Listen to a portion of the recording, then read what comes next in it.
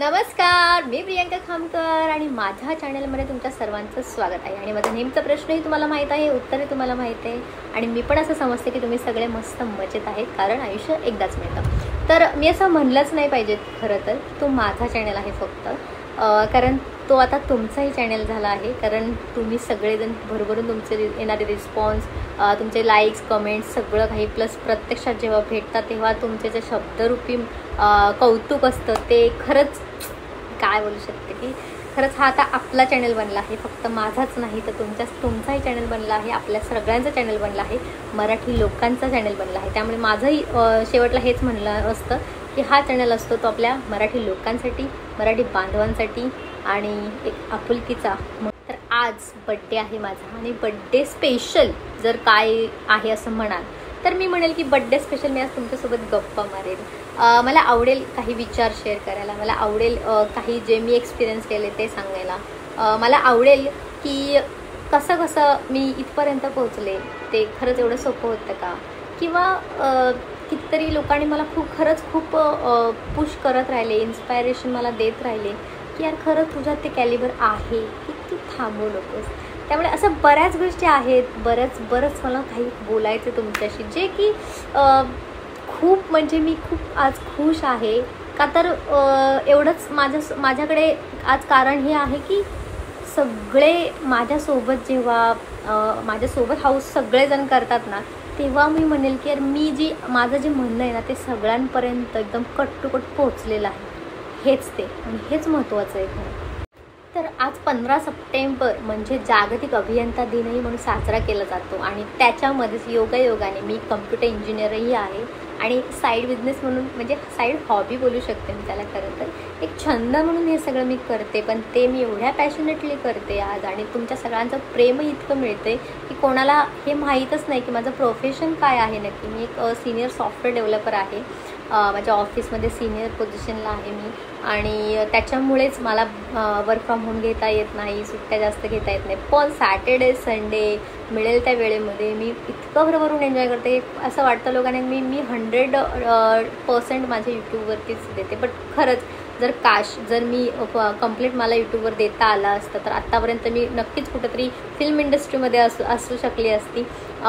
यूट्यूबरमध्ये माझं channel monetize झालं असतं, बऱ्याच अशा गोष्टी, म्हणजे मी एवढा स्टेप बाय स्टेपने इथपर्यंत पोहोचले. आणि मला असं म्हणायचं आहे कुठेतरी काहीतरी आज मी नक्कीच बनली असती जर पॅशनमध्ये मी उतरली असते तर. पण ठीक आहे, काही हरकत नाही.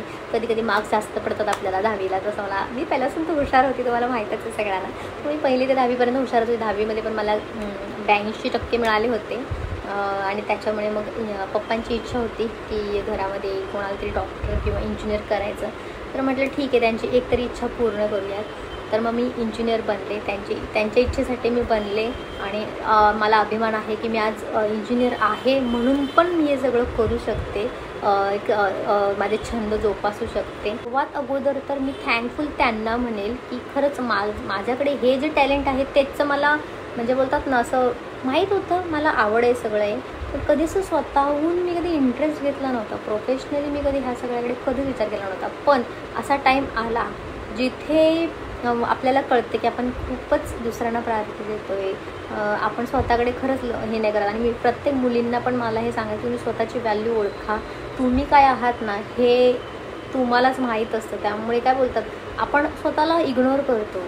आणि म्हणून मी म्हणेल जर आपण काहीतरी बनलो ना तर सगळ्यात अगोदर त्या व्यक्तीचं कौतुक करा, ज्या व्यक्तीने आपल्याला हे बनायला भाग पाडले मी म्हणेल. आणि माझ्या स्ट्रगलवरती पण जे लोक कविता करतात ना त्यांना वाईट वाटतं माझं स्ट्रगल ऐकून, किंवा जे पण माझ्यासोबत घडलेलं आहे पास्ट जो माझा आहे. तर अगोदर मला थँकफुल त्या लोकांना म्हणायचं ज्यांनी मला काय बोलतात विरोधक आहेत, ज्यांनी माझी बदनामी करायला सुरुवात केली, ज्यांना म्हणजे बऱ्याच गोष्टी माझ्या अफवा पसरवत होत्या किंवा माझी व्हॅल्यू न कळता त्यांनी मला इतके इझिली डिच केलं किंवा हे. सो मला त्यांना थँक्यू म्हणायला आवडेल, कारण जर मला बोलतात ना असं, त्यांनी जर माझा अपमान केला नसता कदाचित तर मला पण माझी व्हॅल्यू कळाली नसती. मी पण झिजत पडत मरत, प्रत्येक मुलगी जशी संसार आहे, बऱ्याच गोष्टी आहेत, इज्जत आहे, समाज आहे, हे सगळं बघून हे करत राहिली असते, आयुष्य काढत राहिली असते. आणि खरंच जर समाजामध्ये बघा तर आज इतक्या प्रकारे स्त्रिया माझ्यापर्यंत येऊन पोहोचतात की मी काय करू, एवढा प्रश्न आहे. पण फक्त दुःख गिळत त्या आयुष्य काढतात.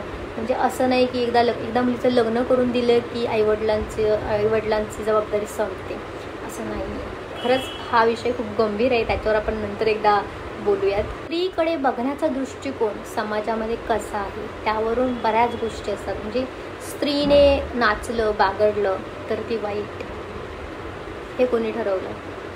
म्हणजे नजर तुमची वाईट असते पण तुम्ही त्या स्त्रीवरती बोट ठेवता. म्हणजे म्हणून मला सगळ्यात मी बोलते ना, मी एकदम रोखोक ह्याच्यावरती बोललेली आहे की तिचं बागडणं हसणं खेळणं इतकं निरागसपणे असतं आणि तुम्ही तुमच्या वाईट नजरेतून तिला पाहता, मग तिला नावं ठेवता.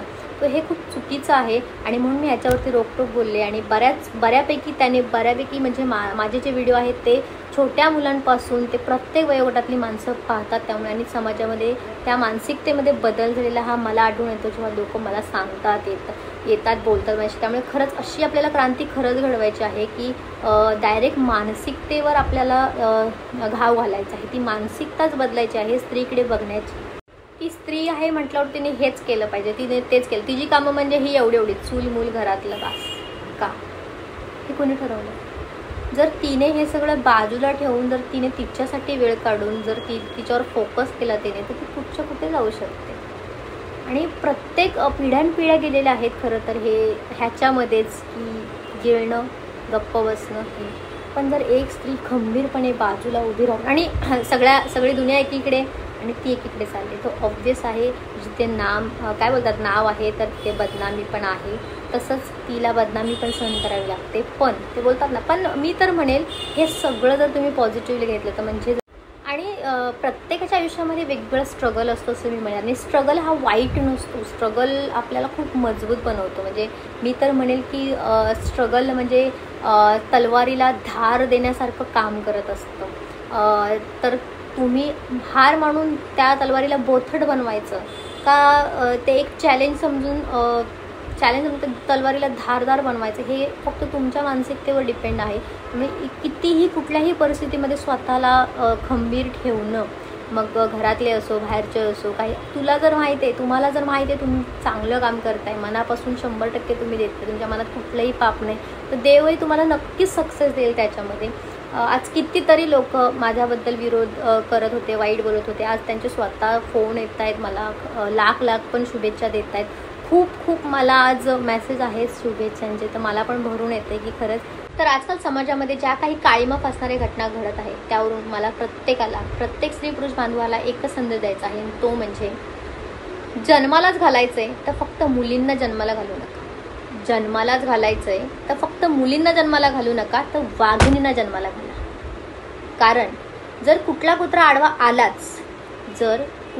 आडवा आलात तर फाडून खायची तिच्यात हिंमत असली पाहिजे. त्याच्यामुळे तुम्ही त्या वाघिणींना शिक्षण द्या, सामर्थ्यवान बनवा आणि प्रखर बनवा. इतकं प्रखर बनवा की कुणाची वाईट नजरही तिच्यावर पडली ना तर झोपली पाहिजे. त्याच्यामुळे अशा वाघिणीच्या बापाला सुद्धा तेवढाच अभिमान वाटला पाहिजे की आपली मुलगी ही 4 चौघींसारखी रांधावाडा उष्टीकाडा चूल मूल आणि अन्याय सहन करत बसायला गप्प गिळून सहन करत बसणारी मुलगी नाही आपली, तर आपली मुलगी एक वाघिणी जी समोरच्याला फाडून खाऊ शकते.